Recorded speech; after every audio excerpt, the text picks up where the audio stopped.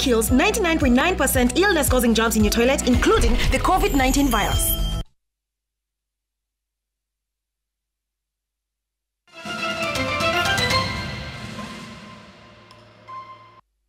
Mimi nauliza nyinyi, si mimi wakati mmoja nilimsaidia baba? Yeye akinisaidia safari hii iko makosa jameni? Iko makosa? Ndio baba amenipatia huyu John Mbadi Ng'ong'o. And that is what's happening with that homecoming tour. I mean, it's such an interesting time. It's 2024, we still do things like these, but then here we are.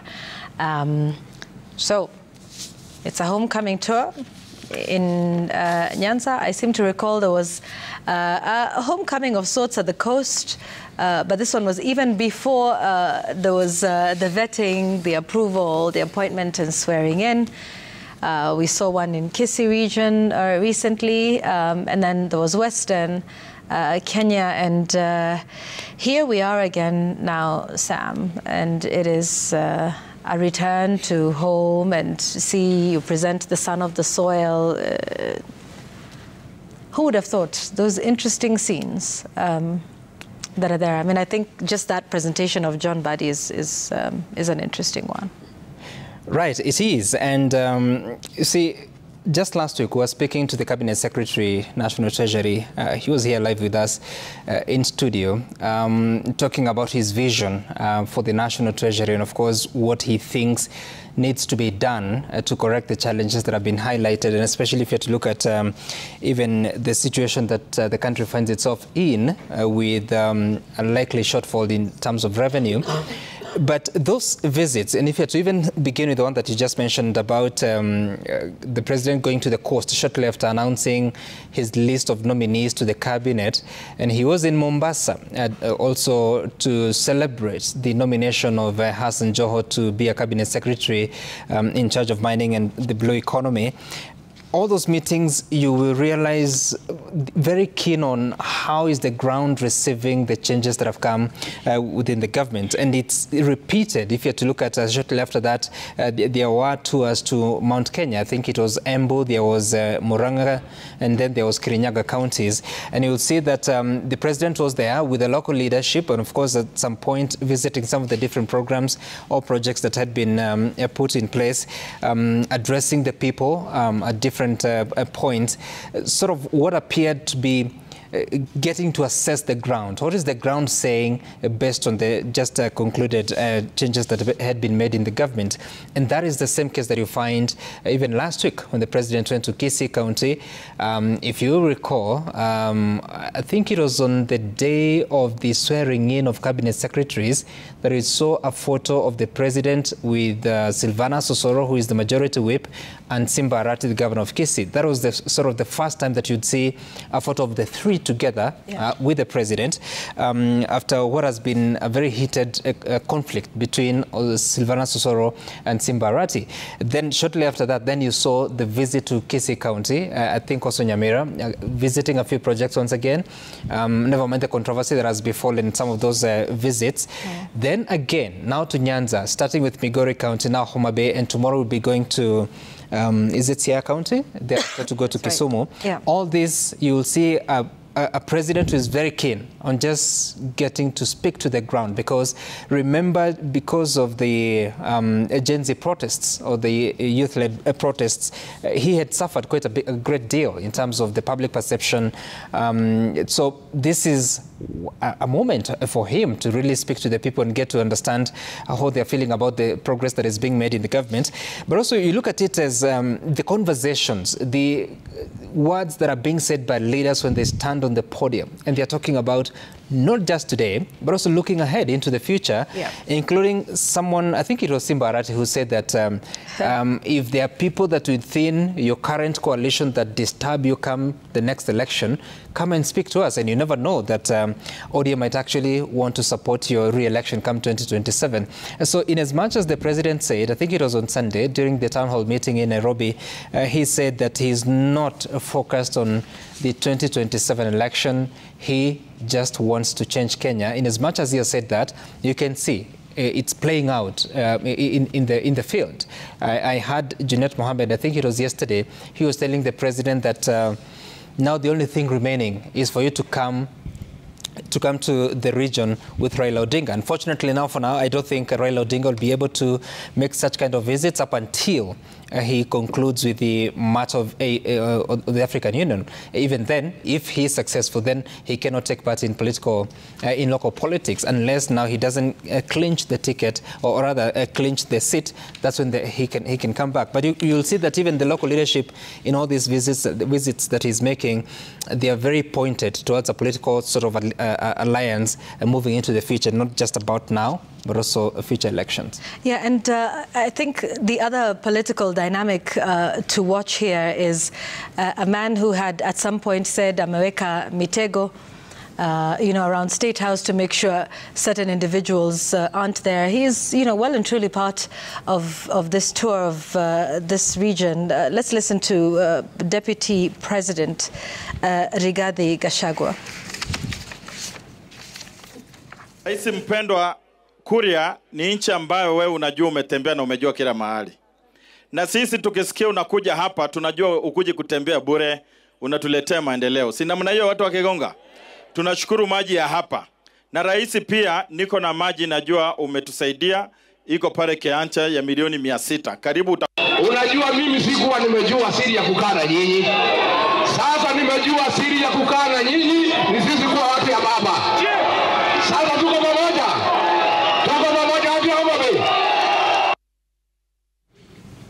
So what is the secret now that he has learned, Linus? Sasa anajua siri ya kukaa na wao, na sasa si amejua siri, and he has found it out because there were interesting dynamics that took place and had started to develop even before the Gen Z-led protests. And there was, a rising rift or, a distance between the president and his deputy. The deputy had been clear about no handshakes, there's been the history of that and how the deputy president then, William Ruto, was then sidelined by Raila Odinga and essentially, those in ODM coming into this arrangement. And now, for whatever they want to call it, and, ODM is not in government, and this is not a handshake, and this is not a government of national unity, or whatever you want to call it, broad-based arrangement, this is an interesting spot that the deputy president finds himself in, and now is, on this tour and is saying, I am here, I'm a part of it, and embracing this new arrangement. Now let's face it, what the deputy president, the president, and actually the entire political establishment is currently going through, in my view, is political physiotherapy. Why do I say this? I say this because June 25th happened and shocked the entire country. There was a lot that was lost. And because there was an earthquake, basically. You can pretend it came and passed. Yes, it came and passed, but left some really serious after effects. And the after effects included a government that needs to restore itself back to where it was before June 25th, back to where it was before the Gen Z revolution. Because looking at it strictly, if we were to allow our panic levels to operate normally, this is really a close shave for the government and for the country. I don't know what would have happened if the protests of June 25th, the storming of Parliament, if they had upgraded beyond that. Had they gone to the next stage, whatever the next stage looks like, and we know what the next stage looked like in Sri Lanka, we know what the next stage looked like in Bangladesh, and even in Burkina Faso, where Parliament was burnt now with a bigger fire than what we saw. Yeah. What would have happened? What we are seeing, there are obvious manifestations like the dissolution of the cabinet in recognition of what had happened. I think President Ruto did that because he completely appreciated that this is not normal, there is something that happened, and something must be done. Now, he did that, dissolved the cabinet, and formed a new one. Now, in the changes, he conducted an organ transplant because we have a government that had been, the description of it has been contested. The president himself defines it as a broad-based. I think one of the sharpest critics sat here yesterday and said bread-based. And others are actually, there are many, many names. Within the ODM itself, which was co-opted into government by being granted 5 slots in the cabinet, we've had denials. We are still in the opposition. So it's a bit of a case of a party that is now claiming to be a government party that's stuck in an opposition body or something like that. So that's what is going on with ODM currently, a lot of denials on what exactly is transpiring. So after that, the president and his team have to test. And that's why you saw there was the first very quick, whirlwind tour of the coast, because the president needed normalcy back. And normalcy, by the way, to him as a politician as well. Remember all these years from, nearly the entire career, really, and then of course the last few campaigning to win the office of the president, it was about crowds. And then 25th happened, and everyone is in hibernation. You are away from crowds, away from people. So that's why I call it physiotherapy. They want to see whether they can walk normally again, whether they can connect with the crowds again. You can see the despair among the political class to go back to where we were before 25th of June. I mean, the popping out of those sunroofs. Remember the quick tour to, I think there was Molo, there was Nakuru, there was Mombasa, because it's physiotherapy that is going on. Can we function the way we functioned before? And on top of that, it cannot be denied that the president, who is a very calculating politician, is looking not just for a better 3 years than he's had the last 2, but also another 5-year term. And all the math is coming in this compacted mathematics that you've seen, where in a blow of bringing in the opposition ODM, he has basically redrawn the regional power game because you are wooing the coast, you are wooing Western Kenya, you are wooing Nyanza. So I think President is looking at this in both the short term, which is how should the next 3 years be? What is my insurance in case the Gen Z's issues don't go away? And then number 2, how can I get re-elected in 2027? So all those 2 are banded together. Yeah. Of course, if on one last thing, I think there's something that suffers in this whole arrangement, and that is service delivery, because we are back to campaign mode. I mean, look at what we saw today in Nyanza and what we'll see tomorrow. It'll be a promise here and a lot of campaign optics. So service delivery, in terms of government service delivery, is going to really suffer, because look at the number of cabinet secretaries that were not in office and will not be in office for the next few days. Yes. Yeah, and perhaps we're not in office even in the run-up to the preparations. And it's what you're talking about, the optics and where we are with that. I want us to listen to a couple of soundbites that have come from out there. Gladys Wanga, who is the newly nominated chair of ODM party following all of these changes. Let's listen to her and a couple of the others, and to just see how perhaps the political rhetoric in the country has changed, but not really changed, but rather reverting to, what we've seen before. Let's listen to the Homa Bay Governor, Gladys Wanga. Wewe umetufanyia mzuri,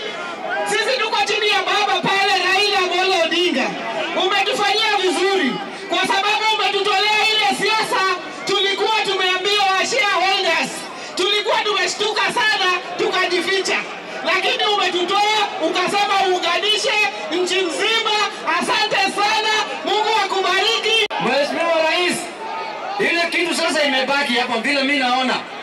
Nimepima macho ya watu hapa. Ile kitu imebaki hapa ni wewe kukuja hapa na baba Raila Amolo Odinga peke yake. Sisi tunasema ya kwamba hatutaki siasa ya ubaguzi, sio namna hiyo. Tunataka siasa ya kuweka Wakenya wote pamoja. Wakenya wote wanataka waungane ili nchi yao iendelee mbele, sio namna hiyo. Na hii barabara umeshika naona. Hii barabara umeshika ukiendelea naye. Hii ndio ile barabara ambayo inaenda kwa Mungu. Ile barabara ya zamani ilikuwa inaenda kwa shetani. Rais mpendwa, Kuria ni nchi ambayo wewe unajua umetembea na umejua kila mahali. Na sisi tukisikia unakuja hapa tunajua ukuje kutembea bure, unatuletea maendeleo. Si namna hiyo watu wa Kegonga? Tunashukuru maji ya hapa.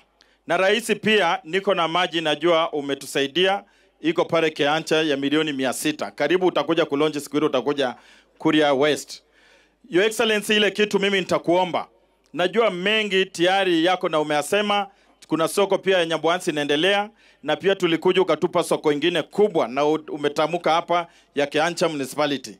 Na pia pale Isibani, Your Excellency, mimi naomba tuko na jumuiya market ambayo ulitupatia ukiwa hata Deputy President, na naomba governor hapa atupe shamba. Ni soko kubwa ambaye inakava heka 40. Kwa hivyo naomba hiyo, na governor hako hapa nasikia atusaidie.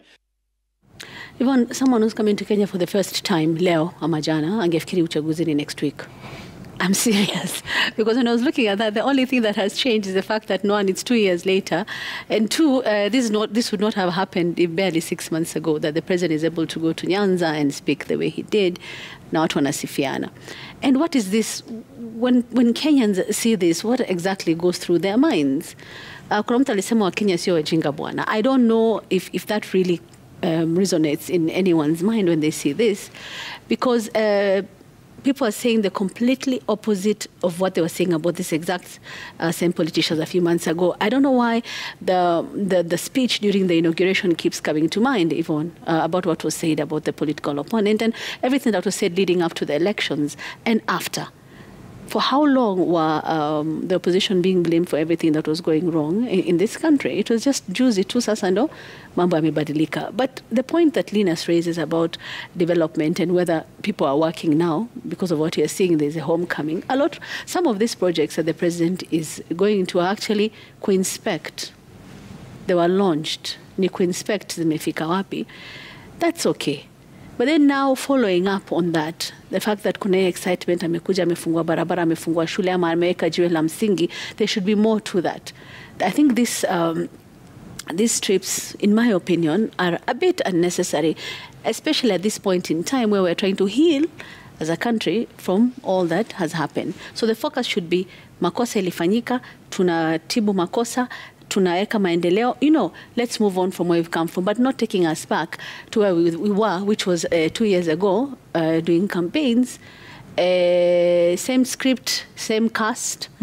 Yeah, just tumetweak hapa na pale kidogo. Yeah, and I'm not even sure to what extent it's being tweaked, because it just seems like, you have this old script and you go, look for it someplace and you dust it off and say, oh, good, right, this is back to where we are again. And back, I guess, to some of those very critical issues that the protesters were raising in this country about accountability of funds that are being used, about the many promises that the president had made in the past. And I just want us to listen to the president on this.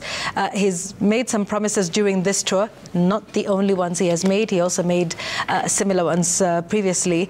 But it would seem like, June 18th was the first protest that we saw in the country, right?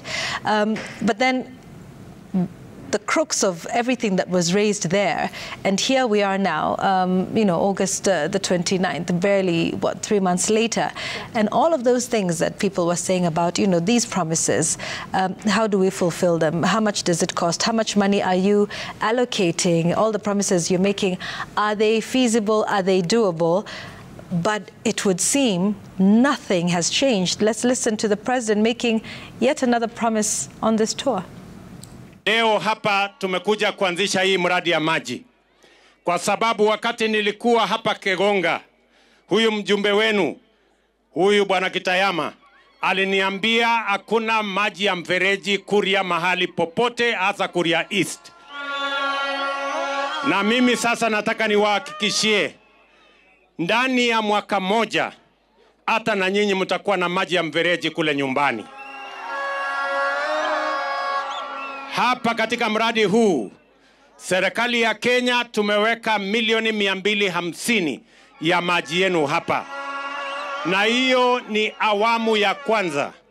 Kuna awamu ya pili, kuna awamu ya tatu, kuna awamu ya 4 mpaka tutumie bilioni 1 kwa watu, maji ya watu wa hapa Kuria East.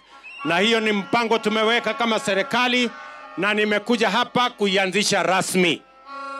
Watu wa Kuria tunaelewana? Now, Yvonne, it's interesting to listen to the president make all these promises and, well, of course, restate them. And one wonders, okay, what stops the government from just executing? Because first, you plan a budget. It takes close to 9 months to come up with a budget.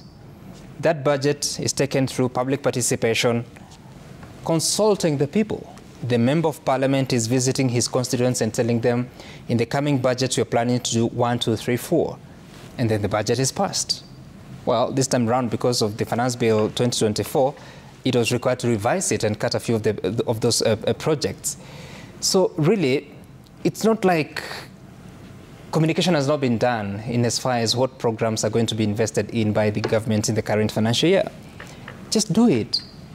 Again, there are so many programs. You cannot have the president or even a cabinet secretary launching each and every one of them. And I listened to the conversations that have gone the past few weeks, including the past 2 days, yesterday and today, and you see the dishonesty of politicians. These are the same people that told the people that don't vote for that person because he does not have the qualifications to be president. Don't go that camp because it's leading you to darkness. They're the same people that are saying, now the path that we've taken is going to take us to heaven. The other one was taking us to hell. Well, I don't know the route to hell, but it appears that's where it was taking us. I think politicians in this country need to treat the people with a bit of decorum, a bit of respect, to honor them, because the people you see in those meetings, the only thing they want is to be served by their government. They want, when they go to hospital, to find services at an affordable rate. They want, when they are going back to school, to find a teacher to teach them. They want, when they are going to the university, a proper letter telling them how much they need to pay. And when they get to school, they want to be offered an education, quality at that. And therefore, to listen to all those promises and repeating of the promises, it's rather frustrating, knowing that a day lost is gone. Like today is 29th of August 2024. In the next 34 minutes or thereabout, it's gone. There is time wasted. The government cannot continue to use time to recommit. It's better off using that time to deliver on those promises. If there are challenges, explain them. Again, a look at the ministers that have been going home, rather coming home, well, whatever it is. And I'm just wondering, when is the homecoming for Andrew Muhia? I think he comes from Gatundu, either south or north. When is the homecoming for Margaret Ndungu? When is the homecoming for Dr. Deborah Mulongo Baraza? The homecoming for Eric Mureithi of Water, the 32-year-old. When is the homecoming for J.B. Muturi? He was the Attorney General, now he's a Cabinet Secretary. Yeah. And when is the homecoming for Beatrice Asukul of ESC and Regional Development? When is the homecoming for the new Attorney General, Dorcas Agik? I never saw a homecoming party for Professor Njuguna Ndungu, the former Cabinet Secretary for National Treasury. What is the work of a Cabinet Secretary? But also, those individuals that I've named who come from the professional side of things, not political, yeah. Will you hear of their homecoming? Whatever the answer is, it will tell you why, yeah. If they will go home, or rather homecoming, I don't know how to put that. Yeah. If they will, then it will also explain to you why the president had to start with the politicians. Started with Oparanya? Well, we started actually with Hassan Joho even before. Before he became. Right. Wycliffe Oparanya. Then there was John Badi. Tomorrow it will be Opiyo Wandayi. Was there homecoming for Ugamba, Migos?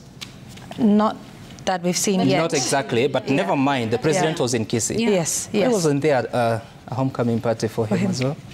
So really, at the end of it, the totality of it is about Kenyans want to be served.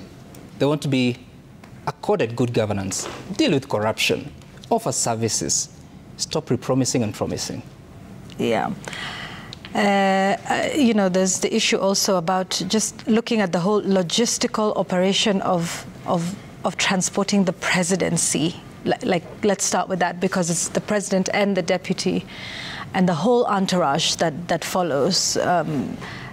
From, you know, what we hear and the understanding we have of what happens here is when you see them at an event like this, say today or on a particular day, there have been advance teams that have been sent before to lay the ground, prepare the, you know, the people, you know, kutengeneza ground, kuhakikisha, you know, iko tayari, iko safi, the people are happy and ready to meet him.